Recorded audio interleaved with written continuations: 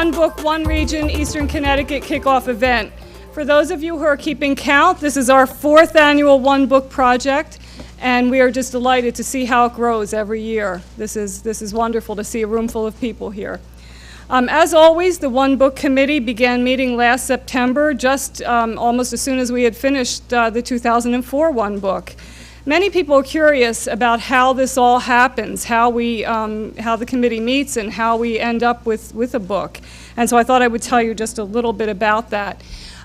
It starts with a wonderful committee. I'm not going to mention everyone by name. I did put a list in the back of the room so you could see all the people who are on the committee. But we have librarians, we have representatives from schools and colleges, someone from Literacy Volunteers, and a few others. And at that first meeting, everyone brings a stack of books with them. And we all sit around and, well, first of all, the books have to fit in our guidelines. And let me tell you what the guidelines are. The book has to be available in paperback. It has to have a living author. It has to be a good discussable book with programming possibilities. And it also has to be appropriate for high school students and adults. And that's sometimes our biggest challenge. But we start with that whole pile of books that everyone brings in, and we look at them and we talk about them and dismiss some of them immediately. And by the end of the first meeting, we usually have 4 or 5 that we want everybody to look at. And so everybody goes home and looks at those, and usually we reject those and start over again the next week. But this year, Mountains Beyond Mountains was one of the first books that we looked at. And we agonized over our choice. I think probably because everything worked out so well last year, we wanted to be sure that we had it right. And so we read books and we reread them and we looked at more books. And finally, we realized that our first choice was our best one all along. So we're looking forward to introducing our readers to our first nonfiction book and to learning more about Haiti and healthcare policy and how we can all make a difference in the world. I need to thank several people on behalf of the entire committee. First, I said I wasn't going to mention committee members by name, but Stuart Lampson from Bank Square Books does require a special thank you. He generously gives his time, he helps us make contact with authors and publishers, and he even gives a portion of his proceeds from the One Book every year to Literacy Volunteers. And by the way, you're all invited to Bank Square Books today from 4:30 to 6. To meet the author and to have your books signed. We are asking that no books are signed here at the library today. The Community Foundation of Southeastern Connecticut has also supported our efforts with a grant for the past 2 years. The Day generously donates bookmarks every year. In fact, this year we have 15,000 bookmarks to give out, so if you're from a library or a school or an organization who can use bookmarks, they are on the back table, and we ask that you take a stack or 2 stacks or whatever you can use. And I'd also like to thank Haiti's Back Porch in Middletown, which is a project of the Haitian Ministries.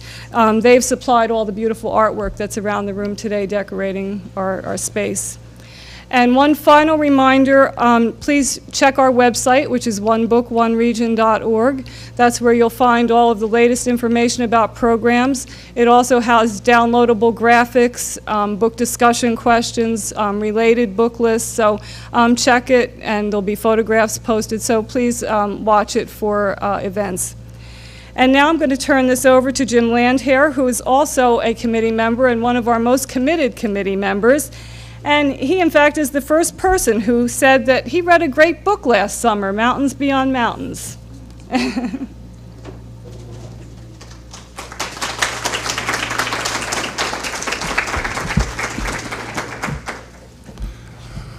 Good afternoon. We always look for different things to talk about. It's really pretty interesting. When we're about 14 years old, one of the things that we think is most valuable in our wallet is our new high school ID card that gets us into some games for free. And then when we're 16, we're really excited about something that's in our wallet that gives us all sorts of freedom, that card that is a driver's license. And then when we're 22, 23, we're inundated with credit card applications, and we have all sorts of credit cards that are going to allow us great purchases. When we get a little bit older, we get this ARP card, which changes our life. But probably, when we look at it, one of the most valuable cards that's in our wallet, and one of the most powerful things in our wallet, is our library card. It allows us great opportunities to go to different places, learn about different things. It's certainly one of the most powerful things that I know that's in my wallet. Well, this time we have an opportunity once again to go to a different place and learn about a different person. And that's one of the things that we're going to be doing this summer when we read Mountains Beyond Mountains. It's pretty interesting for us because I know that the goal of One Book, One Region, Southeastern Connecticut, is to get people discussing the same book. I know that it's pretty powerful when I see one of my elderly neighbors stopping one of the high school kids walking down the street, and she stops her and says, "Hey, what'd you think of this book, The Kite Runner?" Well, that's a conversation that never would happen unless we have all sorts of people reading that book. Well, I expect the same thing to happen here this year. We've had that happen year after year, and it's just growing and growing. And I think that's one of the most important portions of One Book, One Region, is that we're going to bridge all sorts of generations in discussing the same topic. So can one person make a difference? Well, the book seems to say so, but I don't think it's a matter of us doing heroic things. It's what can you do in your community, and how can you help some of our students that are reading this book to be better people. And with that, I'd like to turn over the program to the Executive Director of the Connecticut Library Consortium, Christine Bradley.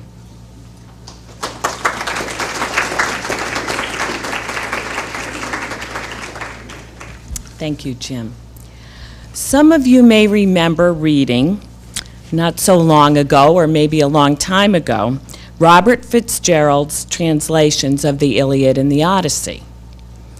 It is Mr. Fitzgerald whom we have to thank, not only for his classic translations of Homer, but also for a certain young Harvard student's becoming a writer. I had the chance to hear Tracy Kidder speak a few weeks ago in Newington. There he revealed, in public, that he first signed up for a creative writing course at Harvard as a way to meet girls. But Mr. Fitzgerald's teaching so inspired Tracy Kidder that he quit the political science department of which he had been a part, and he quit it right in the middle of a lecture by no other than Henry Kissinger, and walked over to the English department to sign up. Mr. Kidder admits that he has been courting Mr. Fitzgerald's approval ever since. He credits his own yearning for distinction to his teacher's insistence on taking his students and their work seriously. And Tracy Kidder has delivered for his teacher. He was awarded both the Pulitzer Prize and the National Book Award in 1982 for The Soul of a New Machine. Since then, his other best-selling works include House in 1985, Among School Children in 1989, Old Friends in 1993, and Hometown in 1999. But it was a trip that Tracy Kidder took in 1994 that brings us here today. He went to Haiti to write an article about the U.S. soldiers who were there working to reinstate the democratically elected government. That's when he first met Dr. Paul Farmer, the subject of Mountains Beyond Mountains. The two men met again in 1999 when Mr. Kidder asked to do a profile of Dr. Farmer for The New Yorker. When that article was published in July 2000, Mr. Kidder saw that there was so much more to tell. He said, once you've seen Haiti, you feel some responsibility for it.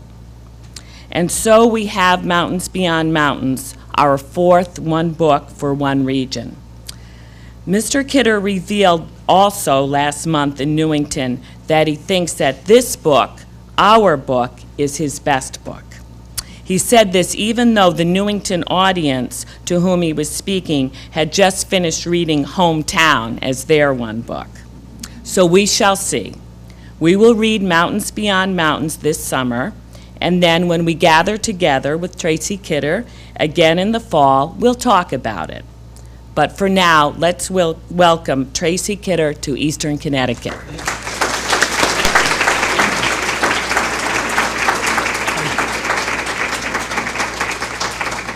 Oh, thank you. I probably should be careful what I say in Newington, Connecticut. That's right. I did meet Paul Farmer in Haiti in 1994. And it was on account of an event that at the time seemed particularly unusual, gruesome, which was a beheading. Now it sadly doesn't seem so unusual. He had shown up to talk about, or actually to argue about the murder case with the American commander. And I remember vividly that next to this strapping Special Forces captain, that Paul Farmer looked really rather delicate. He had long, thin arms and a high waist and a nose that came almost to a point. And for all of that, he struck me as downright cocky. In the years since, I would now say self-assured, but at the time was cocky. I should also say, with apologies to those of you who have read my book, I've talked to some incoming college freshmen last year who were supposed to read my book over the summer, and I found that it was usually a pretty good idea to tell them a little bit of the story. So with apologies to those of you who have read it, I will sort of give you a little bit of the story. This meeting with Paul Farmer was a chance meeting that's already claimed, I think, 6 years of my life, and I don't know how much more to come. But that didn't happen right away. I spent just enough time with him back then to get a sense of the outlines of his life and work, enough time to know that this was certainly someone worth writing about. And yet I didn't pursue him for 6 years. And I think I know the reason now. I think the reason was Haiti. Haiti shocked me. I thought that I was pretty worldly wise. I'd been a soldier in Vietnam and that sort of thing, and I'd traveled a fair amount. But I'd never seen anything like Haiti. I'd never seen such misery and so much unnecessary death. I'd never seen starving children before.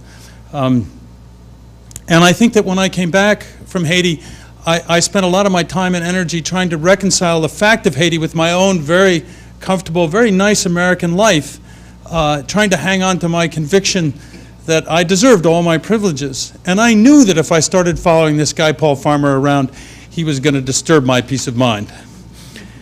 The story of his life, to me, is like an adventure, if adventure is not too little a word.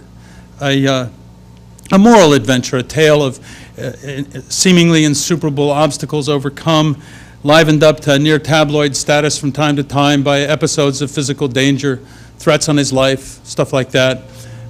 During a particularly terrible time when a military junta, a bunch of thugs, basically, was running Haiti, a time which, by the way, seems to have come again, he was thrown out of the country. And he sneaked back in after the payment, as he put it, of an insultingly small bribe.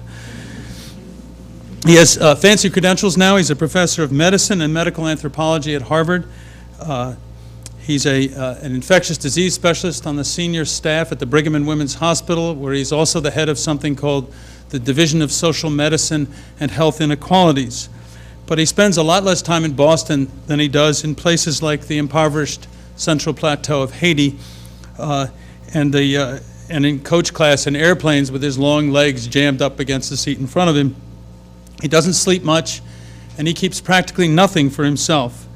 Until just recently, when he bought a modest house in Miami, the closest thing he had to a home was a little house in rural Haiti without hot water.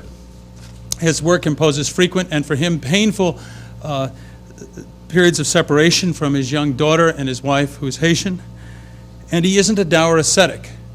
He's funny, he's irreverent, and he likes comfort and luxury.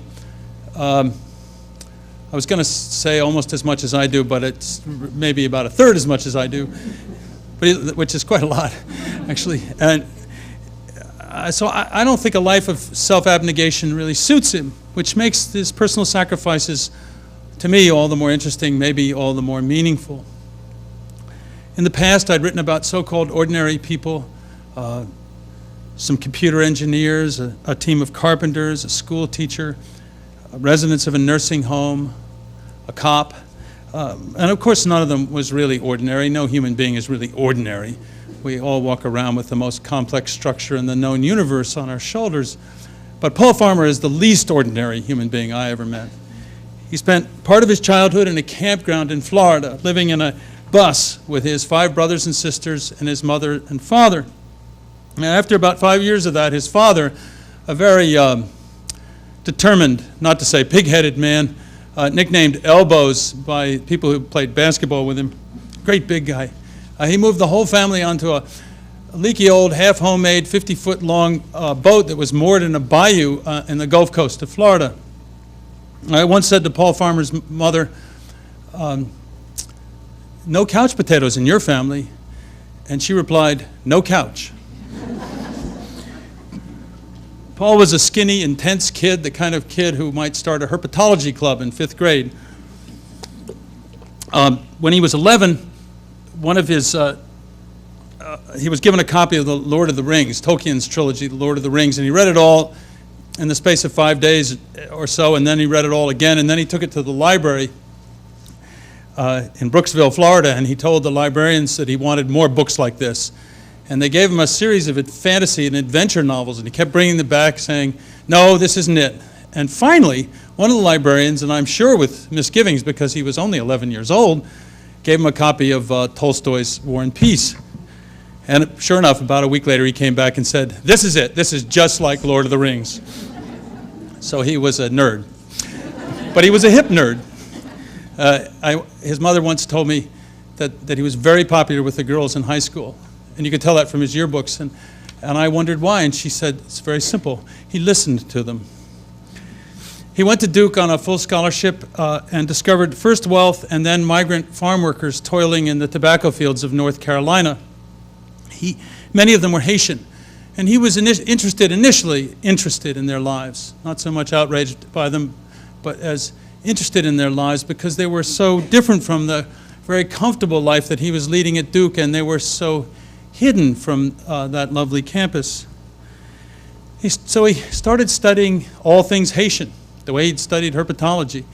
And after graduation, he went to Haiti for a year, living on $1,000, prize money he'd won for an essay about the country's poets. In Haiti, he met a lovely 18-year-old girl, the daughter of the writer Roald Dahl and the actress Patricia Neal, and he fell in love. But if you want to know the rest of that story, you do have to read my book. A farmer who was all of 23 at the time also found his way to a dusty, barren squatter settlement of farmers who had lost their land to a hydroelectric dam, which I never can resist pointing out was built by Brown and Root of Texas. It was one of the poorest parts of the poorest country in the Western Hemisphere.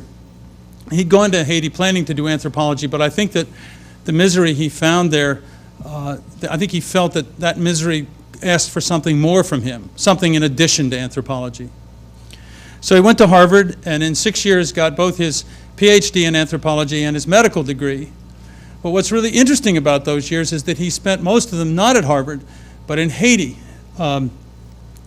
working with friends to create a healthcare system, a public health and healthcare system in the area of the squatter settlement. And he still managed to graduate right near the top of his medical school class. When he was 27, he founded an organization called Partners in Health with headquarters in Boston. He did this with the help of a heavy construction tycoon. Tycoon isn't quite the right word for him, but a man who had built his father's construction company into the largest heavy construction company in Boston, a man named Tom White, a very interesting man now in his 80s. When I first interviewed Tom White, he said to me, sort of wistfully, he said, "Sometimes I think how much money I used to have before I met Paul Farmer." And then he added, "But that's all right, they give me a big steak now and I can only eat half of it." He also told me that he intended to leave this life without a nickel, and he's just about accomplished that. I got a letter from him not long ago signed, "Yours penuriously." He's given millions and millions and millions. I'm not quite sure how many millions. I'm not sure he knows. Probably something on the order of $50 million over the years, since the 80s, to the various projects of Partners in Health. These include a project in a shanty town in Lima, Peru, where, quite by accident, Farmer and his colleagues, especially a fellow Harvard doctor named Jim Young Kim, came across an epidemic of dreadful, highly drug-resistant tuberculosis. And they got involved in trying to staunch that epidemic. It's a disease that the experts said couldn't be cured in a, quote, resource-poor setting, unquote. That is, in a poor place. Partners in Health proved them wrong, though, and also drove down the prices of the necessary drugs by 98%. And since then, 16 other countries have adopted their prescriptions for fighting the disease. Farmer and his colleagues have a project in Russia where they're mostly now consulting and trying to help control a dreadful tuberculosis epidemic. They've just begun work in Rwanda in cooperation with the Clinton Foundation and one of their donors. They've gone to Rwanda. They're beginning to set up 2 sites in rural, completely underserved part of the country where they will treat the full range of human ailments, but of course with a big focus on AIDS. It won't be a big enough project for a while to make a measurable difference, but the hope is to create a model that will show once again a proof of principle that you can treat a disease like AIDS in a place like rural Rwanda, and also I think to set a standard so that other organizations, maybe a little more feckless, who come in to Africa to try to work on AIDS, because there's a lot of money going there. What will happen inevitably with some of them is that they will end up failing and will blame the Africans, and I think that Partners in Health hopes to create a model that will make that very hard for them to do. They also have projects in Peru, in Mexico, in Boston, and most notably in Haiti. I think I should point out that the Haitian doctors who work for Partners in Health in Haiti are going to be the chief consultants to the African doctors in Rwanda, which is, if you think about it, pretty cool. Because often, too often, these international health projects leave nothing behind in the way of expertise. This the little clinic that Farmer and his colleagues started back in '83 has grown to encompass the entire central plateau of Haiti, about an eighth of the country, about an eighth of its population. Last year, they had 911,000 patient visits or patient interactions. 334,000 came to their various clinics and hospitals. There are 8 of those in all now, and I think another one that's being built. These, you call them medical facilities. Some are really full-fledged hospitals. Others are clinics. All are well-staffed and well-stocked. The Brigham and Women's Hospital, I don't actually have I don't have the actual figures as to how many people they see a year, but it can't be too many more. In any case, the Brigham and Women's Hospital has a pretty large budget. It's a budget of over $1 billion a year. Partners in Health saw all those people last year and gave them very good treatment indeed for $9 million. What Paul Farmer and his colleagues have done in Haiti is to prove that the entire range of human ailments, including HIV, can be treated successfully and very economically in one of the most difficult settings you can possibly imagine, in a place without electricity or clean water or roads or sufficient food. Before Farmer and Partners in Health took on AIDS in Haiti, they took on tuberculosis, and as it turns out, it was taking on TB there that taught them how to take on AIDS. I should point out, I think that, like most Americans, I used to imagine that tuberculosis wasn't a big problem anymore in the world, but in fact, it still kills about 2 million people a year all on its own, and in poor countries, it's the opportunistic infection most likely to kill people who are classified as dying from AIDS. I'm going to pause here and show you a couple of photographs.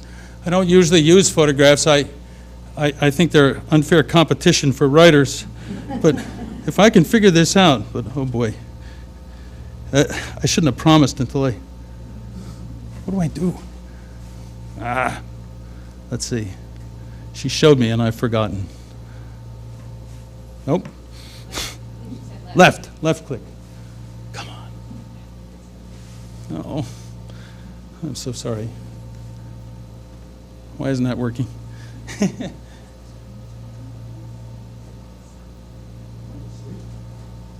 we go.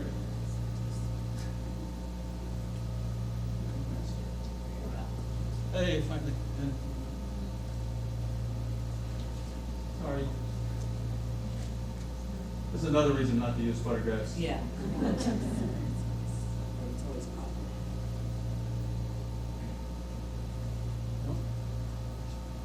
Do the other one. Here. No, the next one. That one. There you go. Okay. All right.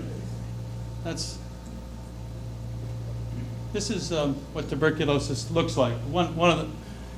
What he has actually is called scrofula, which is tuberculosis of the lymph glands. And it, as you can see, it will kill you.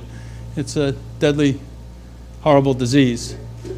This is a boy whom I wrote about in my book, whom toward the end of the book we go to visit, a magical child. And then this is what in Haiti I think it's about $100 worth of treatment. In the United States, about $24,000 worth of treatment. But in Haiti, about $100 of treatment, at least at Zami La Santé will do. That's Alcon. And it doesn't quite do him justice. You can't really see his dimples.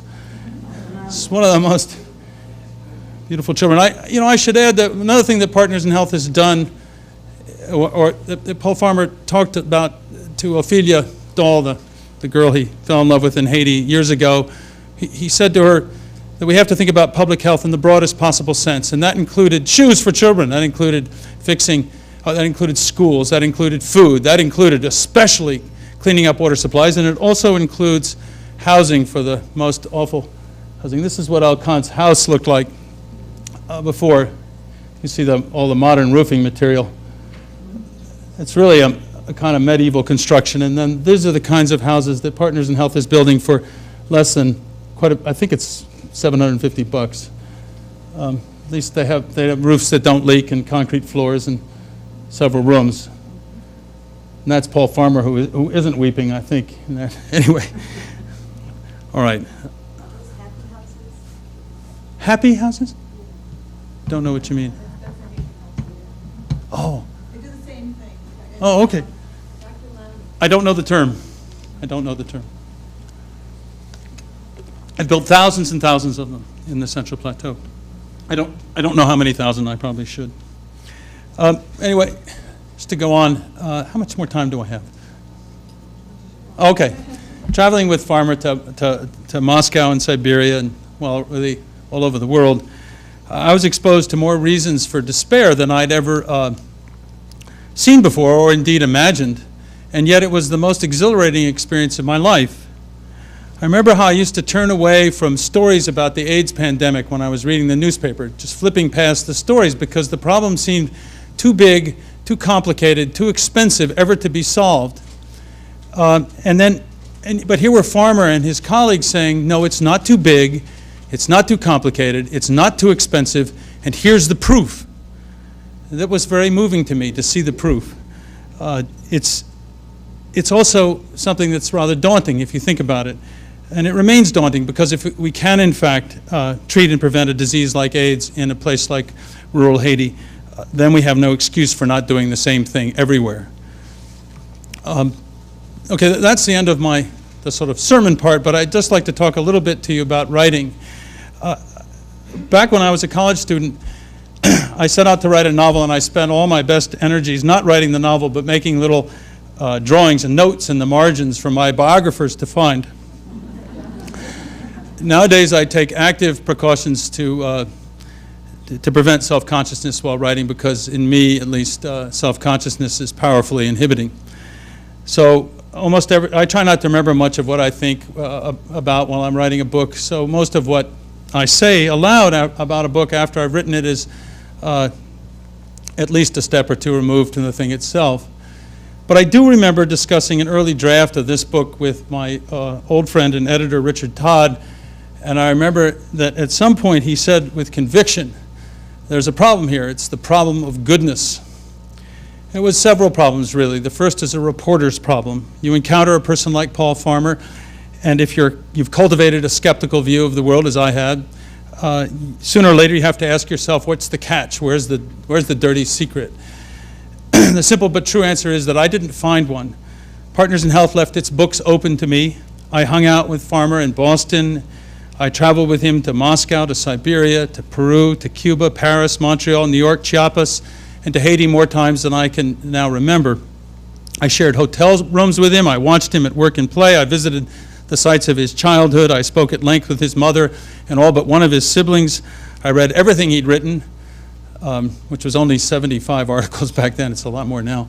4 books, something like that. And I interviewed old girlfriends, associates, colleagues, and friends. I looked for enemies. I found only a handful of credible critics, 1 or 2 who disagreed with some of his positions, and a couple of others who didn't much like his style. But even those people were quick to say that they respected, even admired him. Of course, it's always or often impossible anyway to prove a negative. I can't swear there isn't something that I didn't find out about this organization of his, but I doubt there is, and I have some independent verification. Before I wrote this book, I wrote a profile of Farmer, Dr. Farmer, for the New Yorker magazine, and I was assigned one of the magazine's estimable fact checkers. I gave her all these names and phone numbers of all the people I'd spoken to, and I expected she would call all of them and ask them for more numbers, and certainly she'd find the dirt that I'd missed, you know. And I remember talking to her a few weeks later and asking her how her research was going, and she said, "Everybody loves him." And I may only have imagined this, but I thought she sounded a little disappointed. I believe I have the facts on Paul Farmer right, and that's essential, of course. An author of nonfiction has to have justified belief in a story, but that's never enough, especially not in a case like this. There are a lot of ways you could write accurately about a Paul Farmer and leave a lot of your readers thinking this is a Hallmark card or this writer's fogging up the glass. Honesty is necessary but not sufficient. You have to make what's true, what you believe to be true, believable to your readers. There was an additional problem. The average reader might believe that Paul Farmer is for real and also feel that he's too much. As an old friend of mine said to me not so long ago, if a character like Paul Farmer becomes believable to readers, he simultaneously can become a rebuke. And my friend added, the force that keeps us from not calling ourselves into question is one of the great forces in the universe. After the New Yorker published my profile, a letter came to the editors full of venom for this guy, a letter basically saying that Farmer neglected his family and declaring this to be an unpardonable sin. And what I imagined was that Farmer's example made this guy feel diminished somehow, and to make himself feel better, he seized on what looked like a chink in Paul's moral armor. I got a fair number of more temperate reactions. Several female friends said to me, "He sounds like a great guy, but I wouldn't want to be married to him." And after a while, it was all I could do not to say I wasn't aware he'd proposed. But of course, I had to admit that there might be a problem in the tone of the profile that I'd written. And by tone, I mean something pretty broad, the attitude toward the story and the characters that a writer conveys, both obviously and subtly. Tone tends to be something you notice when it goes wrong, when for instance, the reader figures something out about the characters and the story that the writer doesn't seem to have realized. And in this case, the fact not confronted was what my editor called the problem of goodness. I don't think there are any formulas for solving problems in a piece of writing, and I can't claim I solved all the problems in this book. But although I do think it is the best thing I've ever written. So, you know, I'm about to make it sound like it all worked out perfectly, but here's what I think I did, or to try to make my story credible and to make Paul Farmer as palatable as I ultimately found him to be. I tried to make the writing vivid, not flashy, but vivid. I tried to bring the reader along with me on my travels with a farmer. Collectively, those trips were like a harrowing of hell. A passage through places like the Central Plateau of Haiti, through Moscow's Central Prison, a truly lovely place, a peri-urban slum outside of Lima, Peru that looks, as the inhabitants say, like the surface of the moon. I wanted to make the scenery palpable and Farmer palpable within it, to make readers feel as if they were following a little square of light moving through all that darkness. Or to put this another way, I felt I had to make those places of extreme hunger and illness vivid, because it was in those settings of extreme suffering that Paul Farmer's extreme passion for alleviating suffering made perfect sense to me.